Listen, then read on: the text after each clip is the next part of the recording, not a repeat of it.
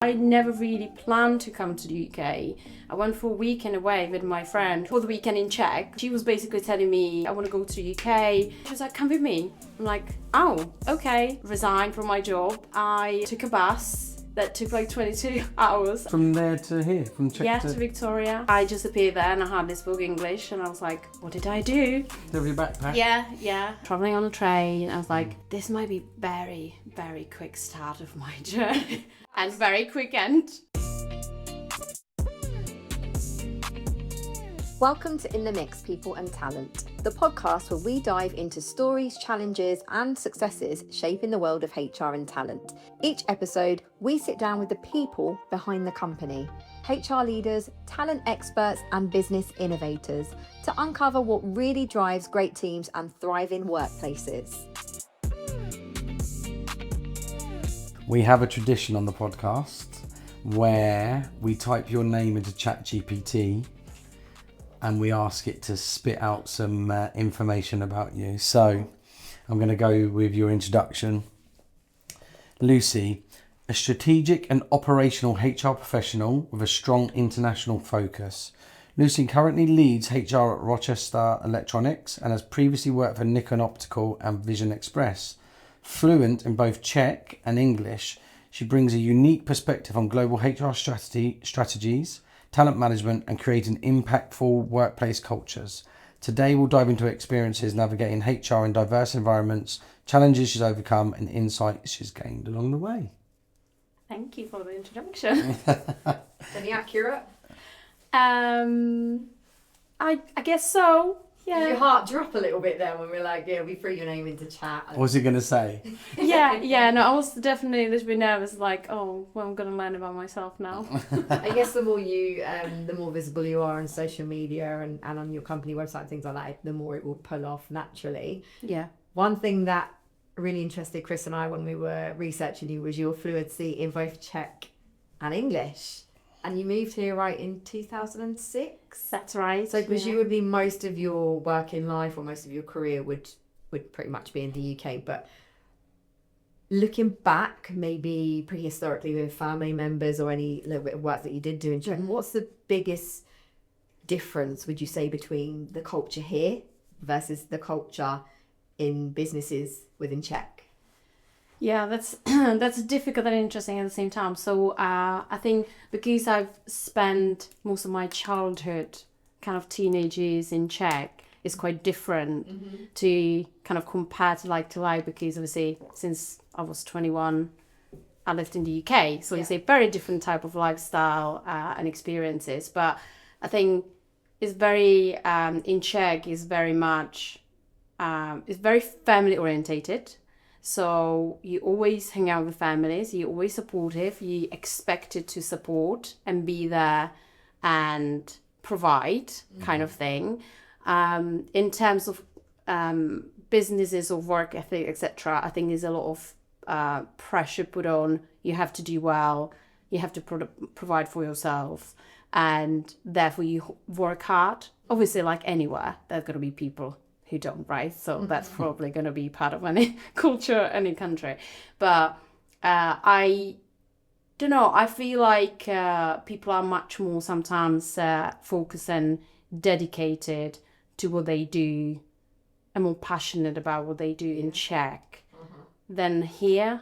So you're obviously, again, going to have a group of people, a certain amount of people who are very passionate, who obviously want to really do well and are committed to their jobs and companies, obviously in the UK too, right? And anywhere in the world. But I think my experience I've met probably a lot of people who are much more relaxed about, you go to work, you do the job, finish at 5 and do whatever, which I was very much like, that's not me. I kind of like go to work and do the work and, build a relationship on the way, obviously, because it's naturally part of my role. But I think if I wasn't having a relationship and my family, I would probably work 24/7. I get that. I have a friend that's Czech, and when she moved to the UK, she worked in a restaurant and she worked all the hours under the sun. She earned her stripes. She became manager of the restaurant, still working all the hours. And the fact is, her dad had his own business in construction, still lives in Czech, bought her the land, built her the house, like everything, but she still had it ingrained in her, and she's now trained as a lash tech, set up her own business. You know, she's still striving, you know, go for gold, even though she's been kind of born into graft, and she's almost got everything on it. You know, and her brother's got on to do really well for himself as well.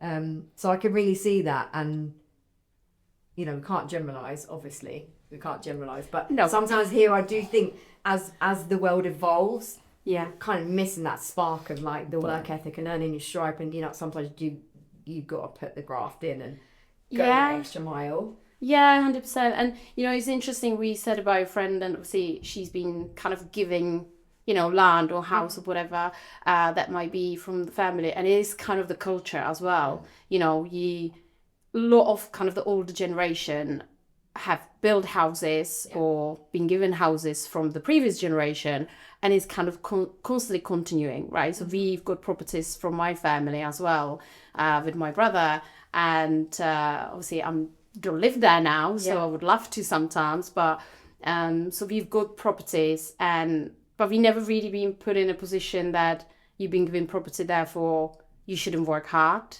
You know, it's like, it's kind of part of the culture, but it's nothing to do with your upbringing necessarily, because we were still normal financial background. We were not loaded or anything like that. And I think because it comes with, you get something, but you still have to work hard to be able to still support your own life. I think the work ethic kind of grows with it. Love that. You've mentioned working hard and work ethics a lot already, which is but it's great. I'd like diving into that a little bit more, kind of that work mentality. Do you feel like that's helped you get ahead when you've transitioned to moving over to the UK, and how has it helped shape your kind of career and where you're at now? Probably.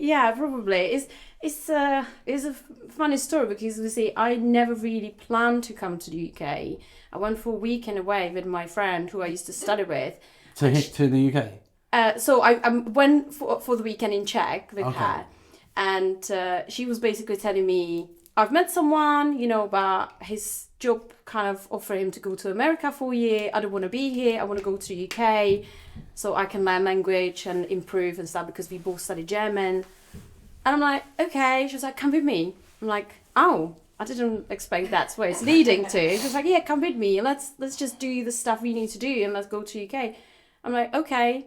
And I basically jumped on it, resigned from my job, and started working on the paperwork and went to UK.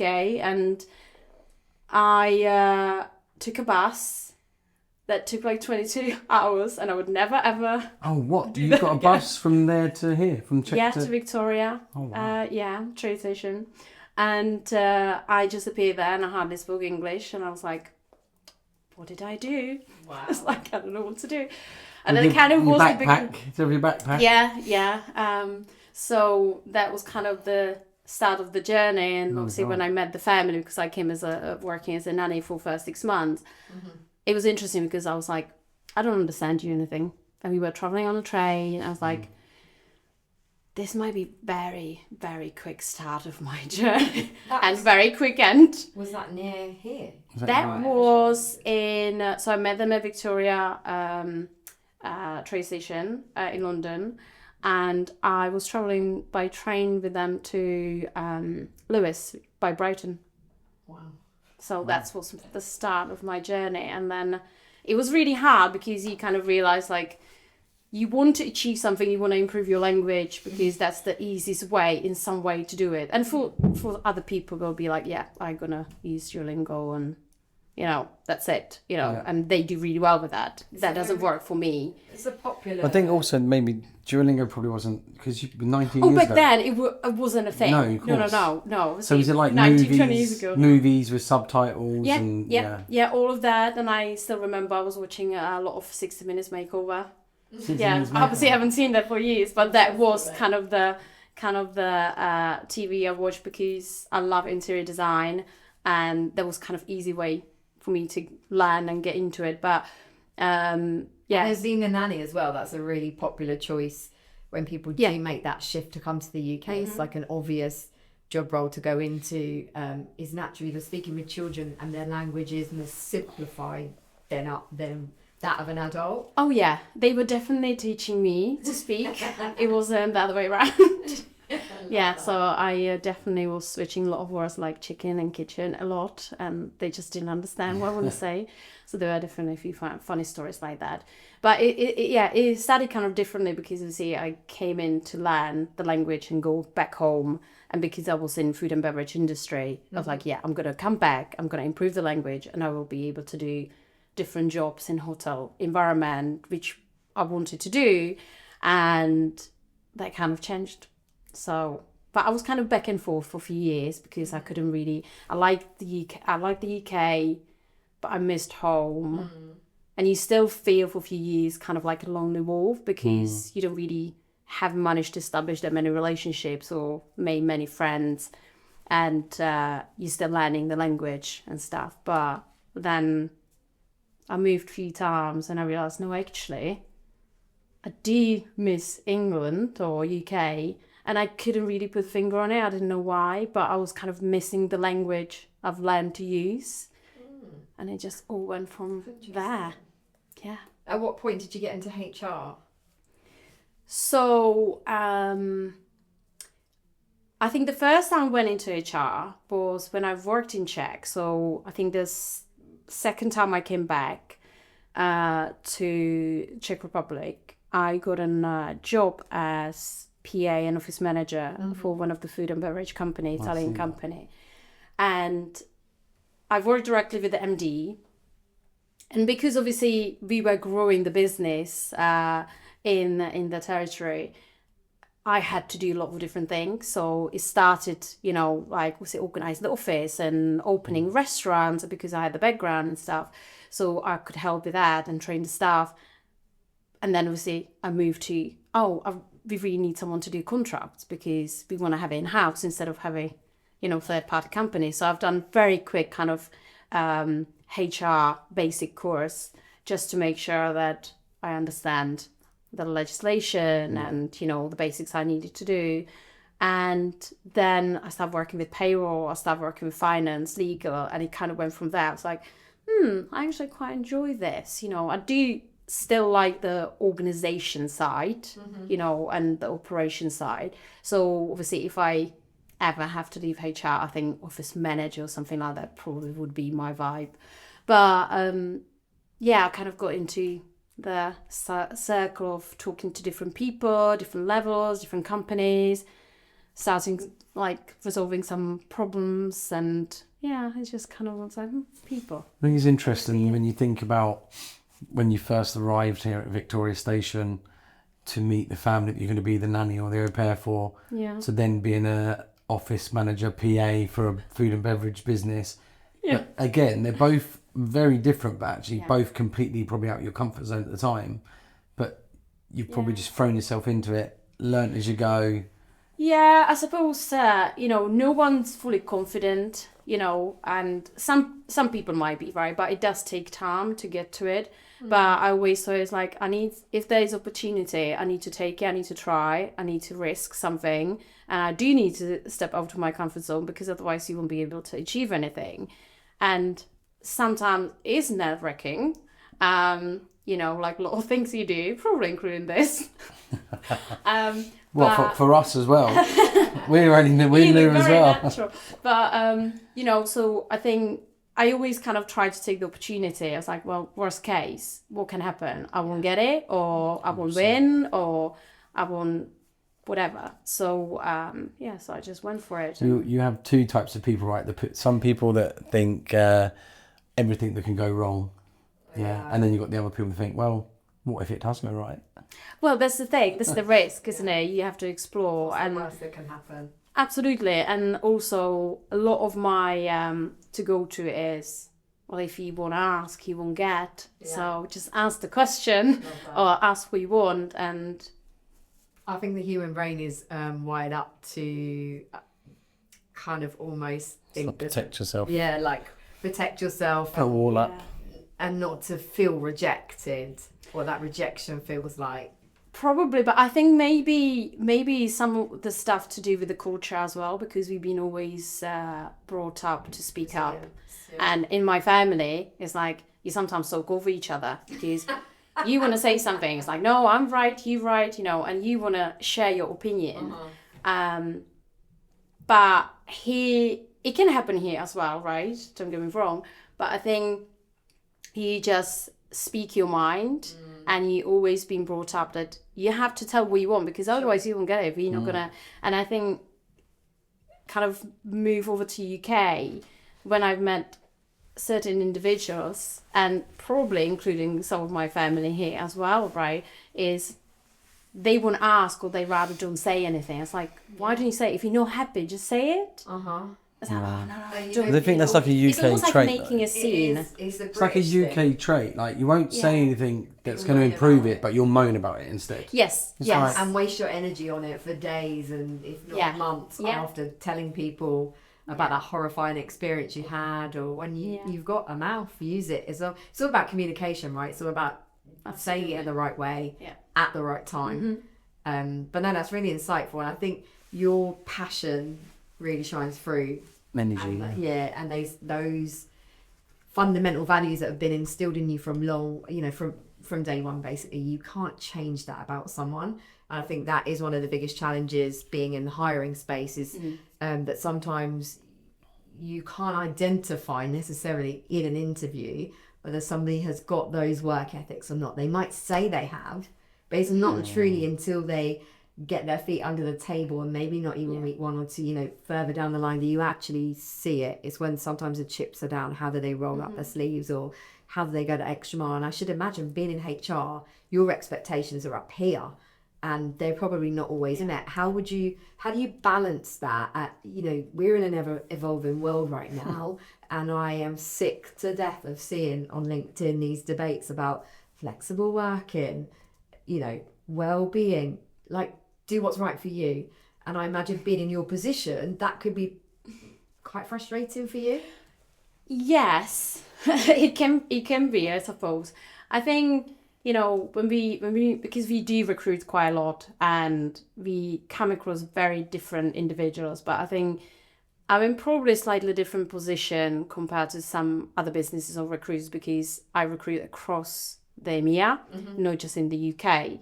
So you don't necessarily come across this kind of more or similar individuals all the time with the same kind of energy and culture backgrounds. Because they're very different. It's different languages, different backgrounds, different upbringing, different experiences. So I think to balance it, you have to be really open-minded and adaptable to all of those things at the same time. And yes, you will have high expectation, and and sometimes really it's like, come on, use common sense or use your logical approach, and why would you say this, And I think sometimes people also say stuff because they really try to impress you, or they try to really hard, and they just kind of get into the rub themselves in this circle that they don't know how to get out of it. But then they already put you off by something, Or they've already done the research on ChatGPT. Oh, yeah, all that. You have that one, right? yeah, no, totally. We definitely have few people who done presentations or, total prep on ChatGPT, and it was clearly visible. And obviously, that's kind of another obviously big topic that what people have doing now. But we definitely have a lot of, I suppose, not just here, but obviously we experienced that at Rochester as well, as I've had it from other friends or other companies where I have some obviously relationship with people that, the younger generation, obviously I'm not necessarily old, but the younger generation definitely has got very different work ethics. And I think since COVID, it has changed a lot because we see that kind of open up that people can work from home and people can do this and people can do that. And I think a lot of the younger generation now expect it as a given thing, without kind of looking at further beyond the surface that, we also would like to do a lot of things for you, but sometimes the business is just not set up for it, or the type of business or what you do within the business, or, you still want to remain a team, and you can't do that if you know that. It's industry dependent. It very much 100%. depends on what you do. Like, I can categorically tell you I wouldn't be sitting in this seat now if I worked from home for a majority of my career, because mine has come from putting yourself in front of and surrounding yourself with the people in the room that are going to teach you something, or that are going to help you push the boundaries, or you get to where you want to be, or you're going to listen into a call and that's going to be game changing. You'd never thought of saying it in that way to a client. You know, those are the small intricate things that you wouldn't get from working from home, would you? No, definitely. It's definitely role dependent. Yeah. I think, and I think it depends as well. I think that you need to own your stripes a little bit. You know, how can you go and work with a brand new business and a brand new role? You know nothing, and work from home from day one. I just feel like you lose that personal touch, that hearing how someone talks about the business or the role or that interaction piece. 100%. Don't get me wrong, I'm not 100% everyone work in the office either. I'm just saying, like, you just need to get the right balance. Yeah, the right balance is that. Yeah, I was just going to say on the note, the initial question also. High work ethics doesn't have to mean being the first one in and the last one out the door. It doesn't have to be the one that takes the work home and works on the weekends and is up till 11 p.m. on the laptop. It's just about working smarter and actually being productive with the time that you're given in those four walls, and actually taking a lunch break and pressing the reset, coming away from your laptop. We know, well, Chris especially, is when he does that, he's like a different person in the afternoon, aren't you? Literally. He's like he's rewarded it. If I get in early and leave late, I don't really do much work. He's just chasing. If I get in, but if I say, right, I'm going to come in 9 o'clock to 11, I'm going to smash it. Then I'm going to take a break. Then I come on about 1 till 3. Can literally do so much work. Yeah, and I definitely can relate to it, because I don't do that very often, because I'm definitely in the first group where I work all the time, and then I really struggle to take break. But when the first half of this year, I had a couple of operations, and so I had to kind of really take the time off and relax, and I tried not to work, and it was really hard.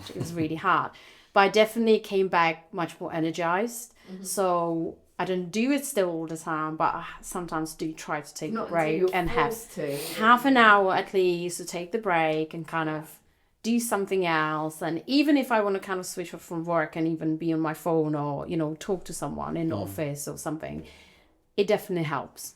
So I can see the benefit. I'm definitely much better and much more productive, but I need to do better. I need to work smarter, like you said, and I don't do that very often. Well, you were saying about still developing that. Taking breaks, but we mentioned off air that you've just been to New York, right? And Yes. it was amazing, but you didn't have much of a relaxation, right? Lots of walking. No, yeah, we came back Thursday and straight into picking up our child and spent the whole weekend with him and making plans so he's entertained, and back at work. So yeah, I'm here. So you touched on that quite nicely then. So obviously you've got a young boy. Is it a boy? It's boy, 3.5. Young boy, and you've got a family. Yes. You work.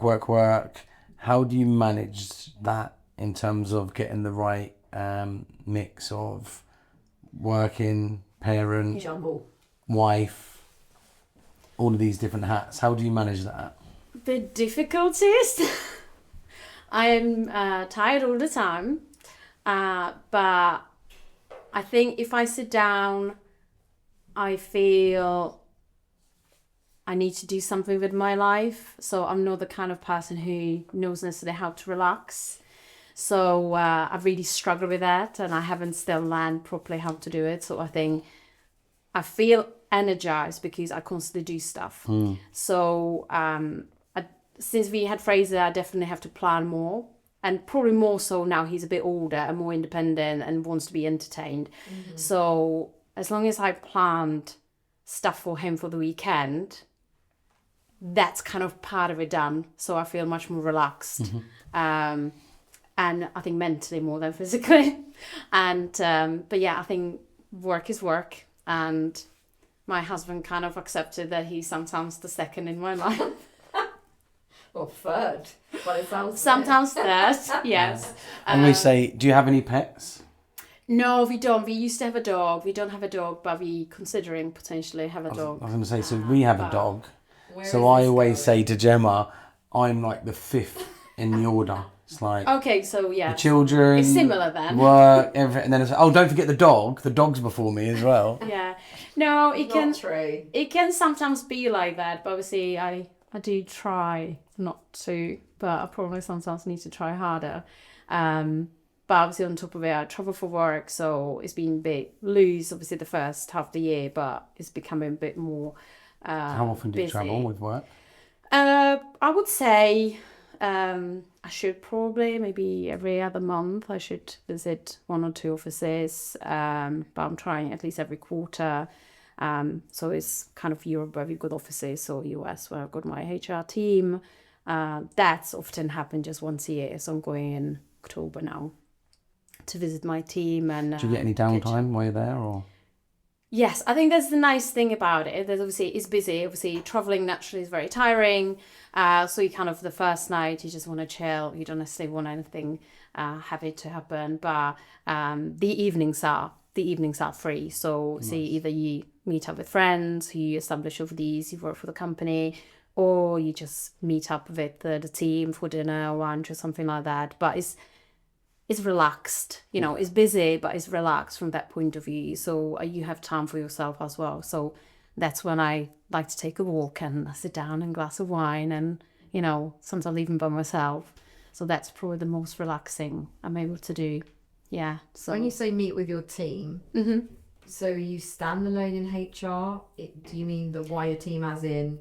And the HR team in America, do you mean? So yeah, so I don't want to say a number now because I might be scammed how many people are actually in the US in my team. But we basically have a bigger, wider team in America, including my American manager, who's the VP for HR, and they mainly look after America and Mexico, Canada, etc. Some of the out of US necessarily countries. And then it's me who's based in the UK looking after EMEA, and I've got a HR coordinator who works with me now. So the past 2 years, it happened actually this month now. So I was going to say, when we last spoke, you didn't. I'm sure you said that you were literally trying to do everything yourself. So yeah, so there was definitely a period of time when it's been so busy, You and don't it know was what just to do with yourself now. You've got this. so extra you pair kind of hands. like in a really busy circle that never ends. You can't get out of it. That has changed. Obviously, she's really good. She's really great. You know, she's building her career in HR, studying, and that really helps to kind of be able to mold someone into what you need them to know, but at the same time they can bring fresh ideas. So the second pair of eyes is great because sometimes like, oh yeah, I should have thought about this. Thanks for telling me. Does she hold you accountable for taking breaks? She does sometimes come to me. It's like, have you drunk enough water? You haven't drunk yet. Have you taken a break? You know, so I don't know how you do it. So she definitely does that sometimes. So which is quite sweet. But yeah, so it's us, 2 of us. So obviously the headcount is not as probably big as we would have in the US and the other country around, but I think it's just the multi-language legislation laws different in different countries. So because there is like 8 to 10 different countries, it can be sometimes quite a lot, and constantly think about, oh, what we haven't done in this country, is it compatible with that country? Are we equal? Are we fair? You know, so there's a lot to juggle. Yeah, and there is not enough time for everything. There never is enough time. No. So if you were to strip back and look at all of the, not necessarily skills, but the kind of non-negotiables that have sat with you, that have gotten you where you are today. So what key things would you look for in someone in HR if you were hiring? Would you think a non-negotiable, high performance related essentials for the role? Yeah. Bearing in mind how HR is shaping and moulding. I think for me is the openness, to be open-minded, to be adaptable, because obviously there are so many changes all the time that are happening, you know, and if you just look at UK, obviously in terms of the law, that seems to be changing all the time at the moment. And I don't know if because of the leaders obviously changing in government, but it's obviously been, for a while, it's been very quiet. And that was the odd change. And now it's like constant and so many things at the same time. So I think the adaptability and understanding how to go around all of this is really important. And I think, you know, passion and commitment, really, you know, because you do work with people.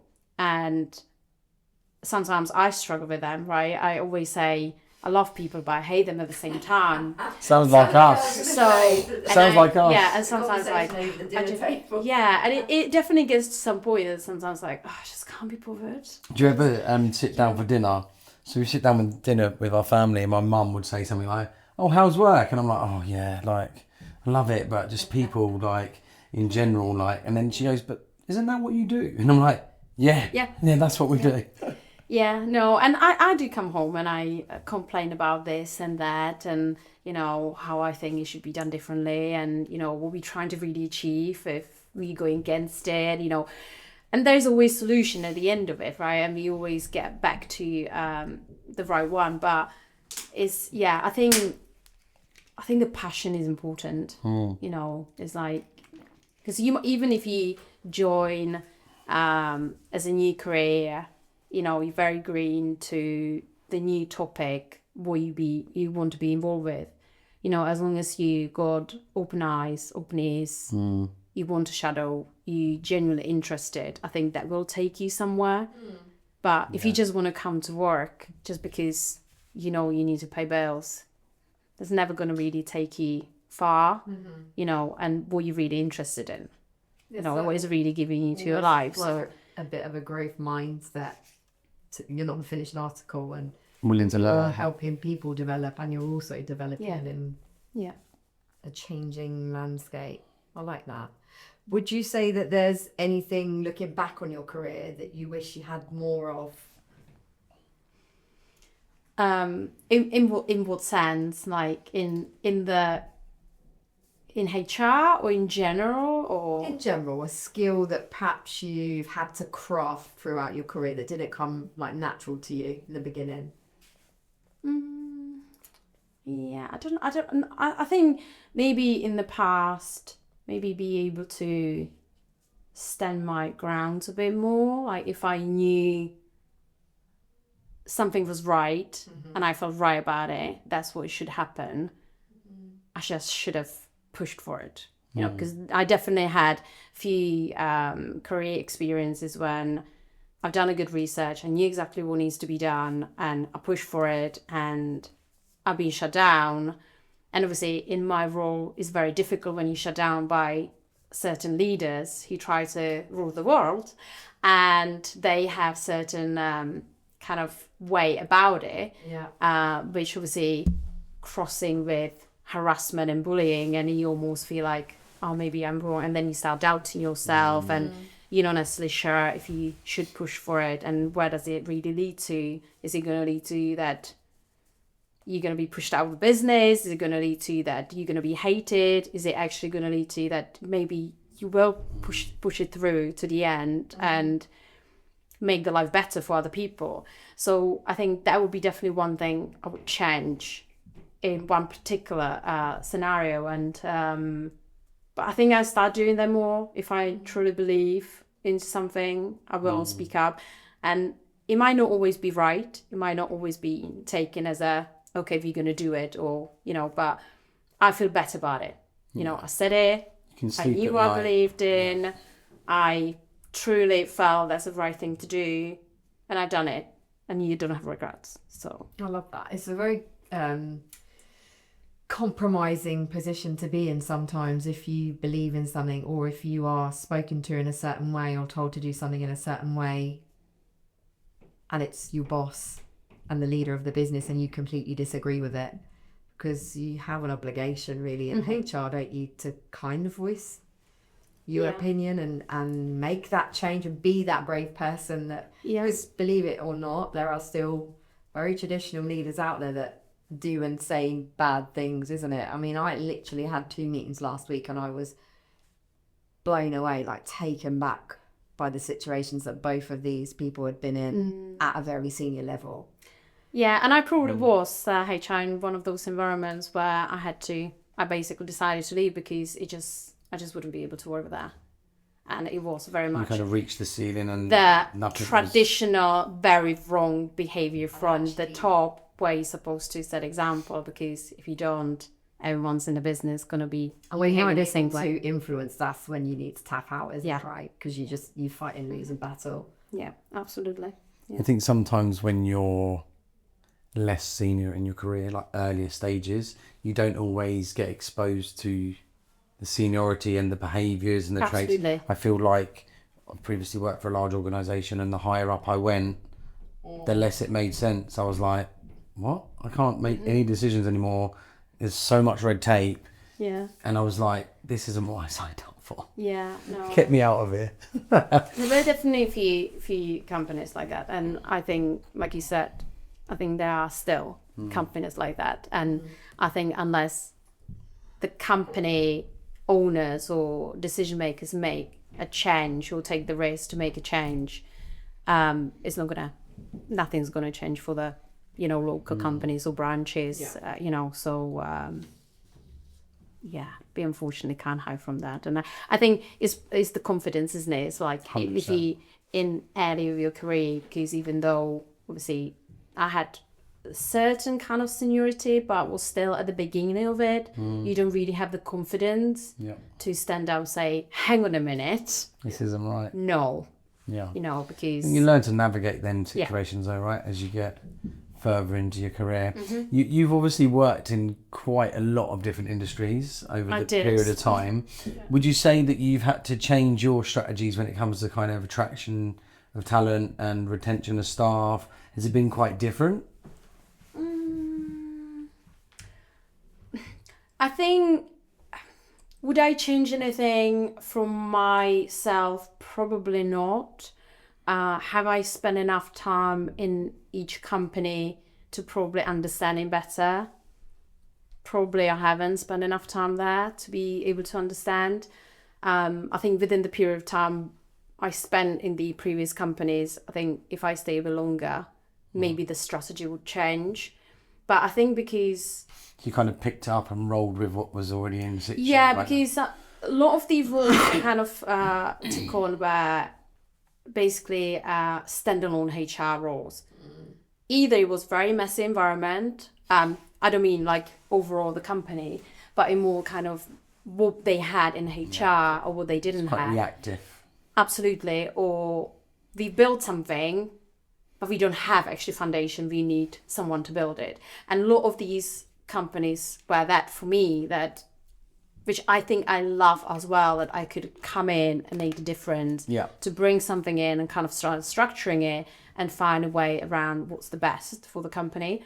And I think with recruitment is really, I think you need to know the company well and need to understand the people you work with, what they like, how they're thinking, how they're behaving, would it actually work for them to bring this type of talent opposed to that type of talent.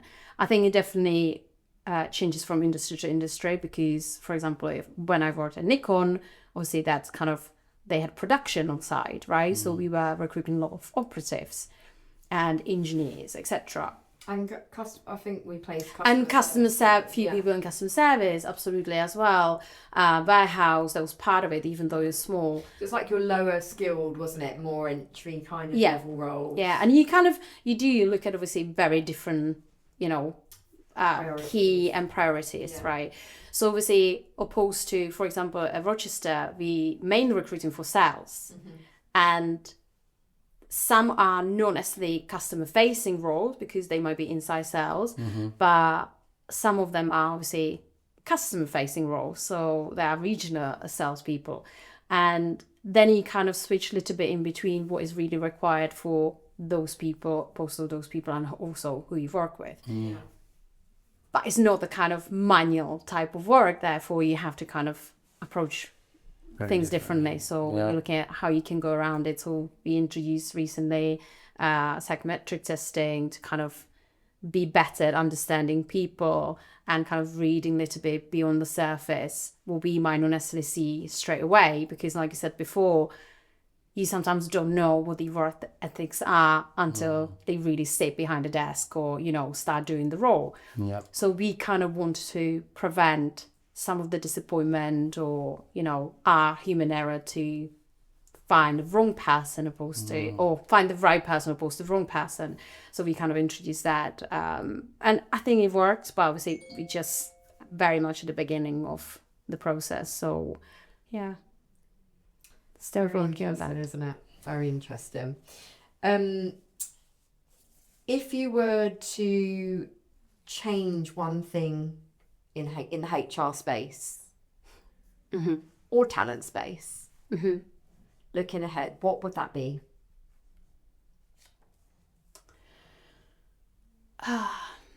That's a very difficult question because there's so many things.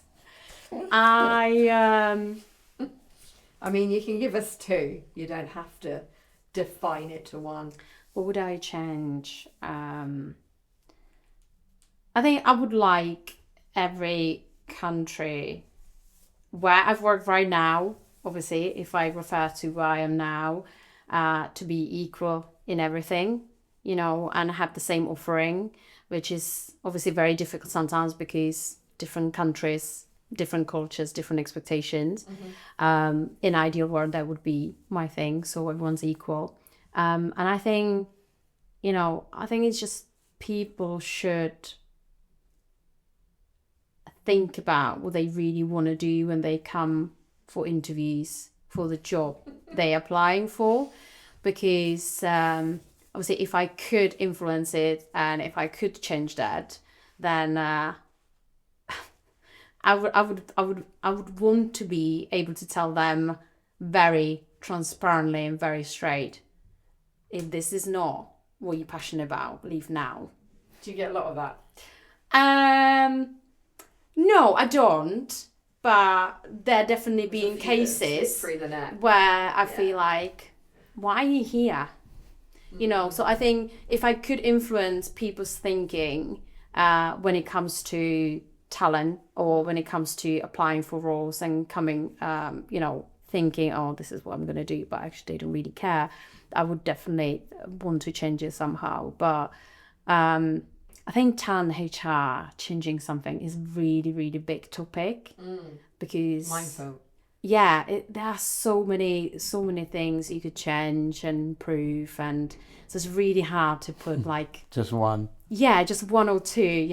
What would you really kind of change? I would probably need to think about it. Interestingly, your answer is eye-opening because I actually don't think many people do know what they want. It's very rare that people very intently apply for a role and it's like 100% their passion. And you've got people that are early on in their career that they really don't have a clue. Yeah. And with no one really shaping and guiding us in education, it's kind of all about the education system and what we should be learning there, not about these are your options, these are the many things you could do.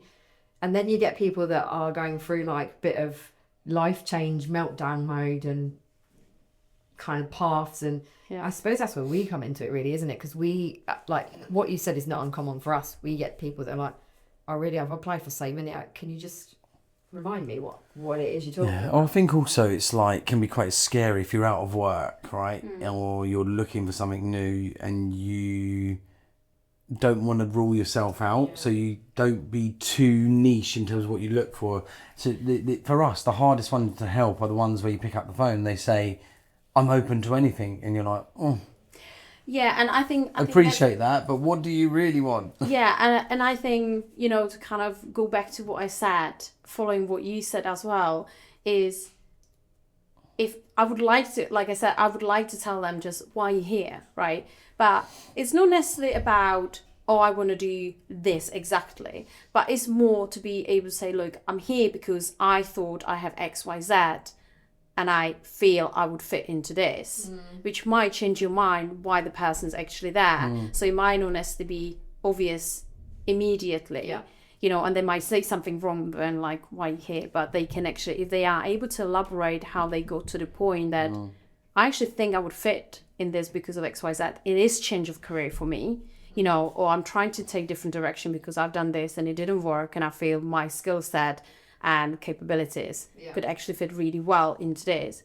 Then they might influence you and kind of change your mind. Like, you know what, you said something really actually interesting and that could actually fit in this role. So because there are a lot of people, and I think including my husband, sometimes we talk about it and you're not about to call him out live on air now, are you? Yeah.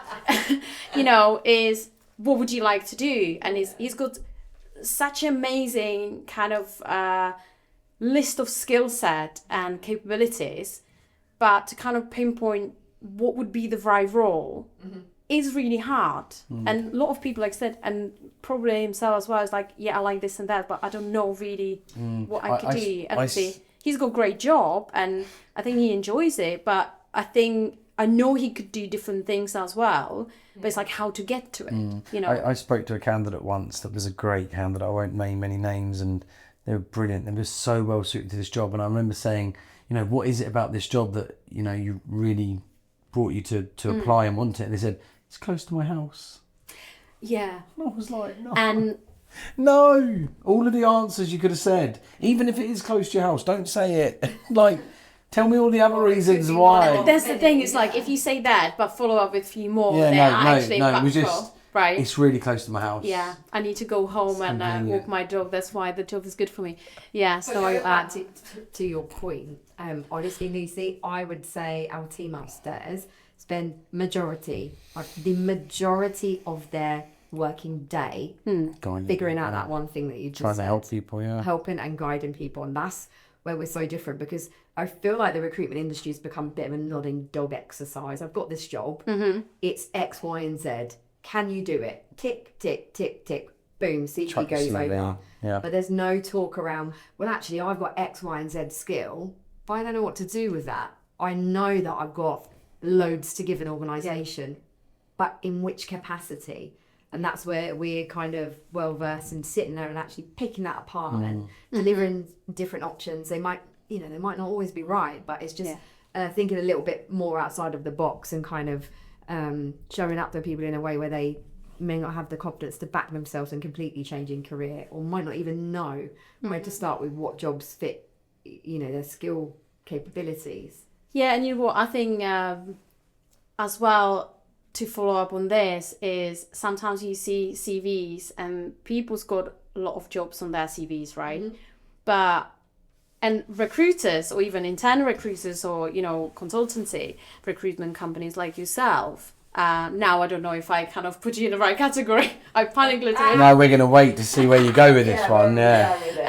We kind of look at the CVs like, oh, you kind of job hopping. Why? It's like, why did you have so many jobs? It's like, you're not stable employee potentially for us because you had all of these, different roles. But you know what? I think sometimes, yes, and I'm the same, right? And sometimes I look at it, it's like, oh, why? If there are good reasons, right? Maybe someone was really unlucky with redundancies, right? It could happen.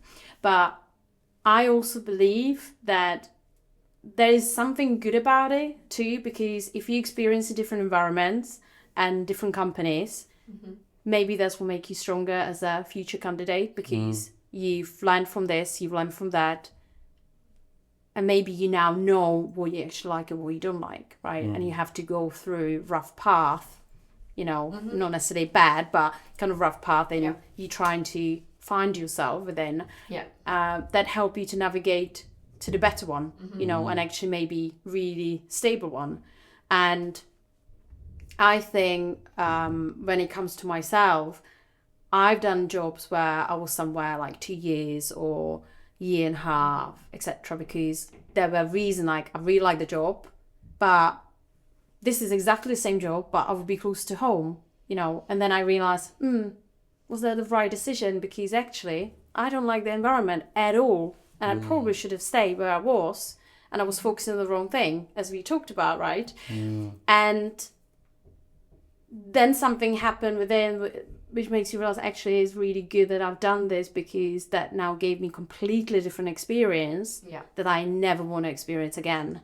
And it's so awful that actually I want to make sure no one experienced this like I did ever again anywhere else. You know, so you do learn different things from different environments. I still have clients to this day that will avoid a CV or ask not to go any further if there are lots of jobs on there. But you know what? It could be a number of reasons. It could be to start a family. Yeah. It could be to look after somebody in their family that's got health problems. It could be someone that's neurodiverse that has started lots of different things but not really found their thing.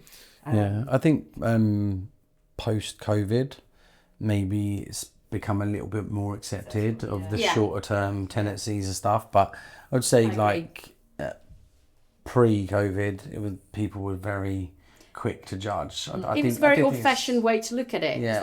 Because I remember my grandma spent 45 years in one job, right? And she wouldn't change it. Yeah. But that used to be a thing.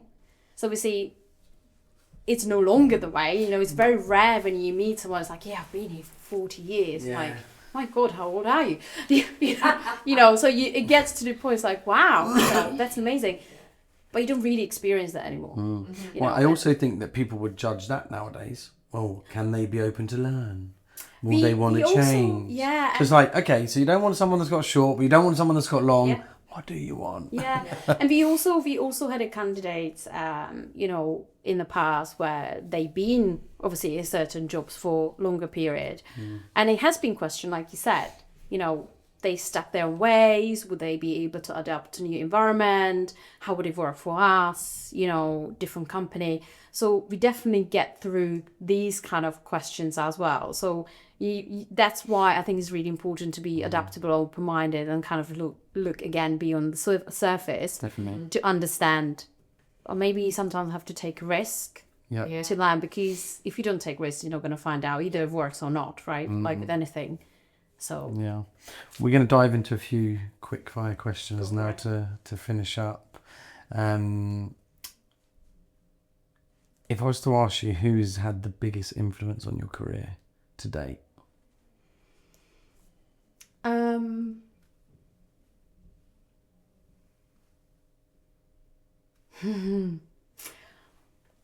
My husband, for sure, because he is very transparent with when I become very emotional, talk about something. He put me straight and kind of helped me to look at it from the right or different perspective. And I would probably say my current manager in the UK. Really? Yeah. And I'm not saying it because I'm still here. He has genuinely been the best manager I've ever had. And he knows that. He would know that too. What is it about him that makes him so great? I think he's very people person. He listens. He does want people to do well, and he's very supportive. But he's also very honest. So if he doesn't like something, he would tell you. He would have very open conversation with you. But he would also take time to have the conversation with you. So, and that is not always that.